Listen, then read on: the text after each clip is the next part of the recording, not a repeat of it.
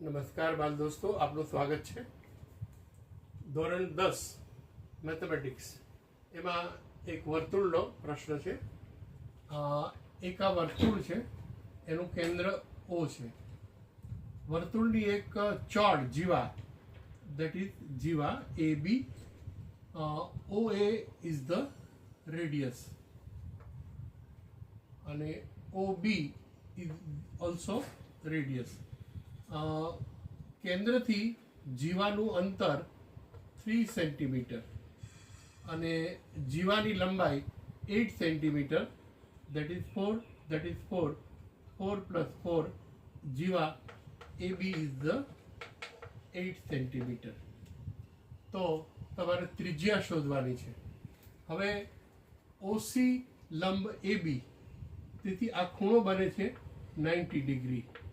હવે આપણને ખબર પડે છે કે સામેની બાજુ છે એને આપણે કર્ણ કહીએ છીએ, હાઇપોટેનિયસ. અને અત્યારે આપણને અહીંયા પાયથાગોરસ કામ લાગે છે.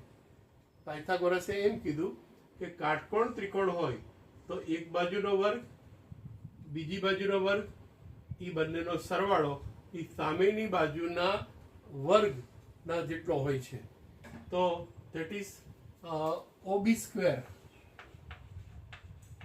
is equal to OC square plus BC square.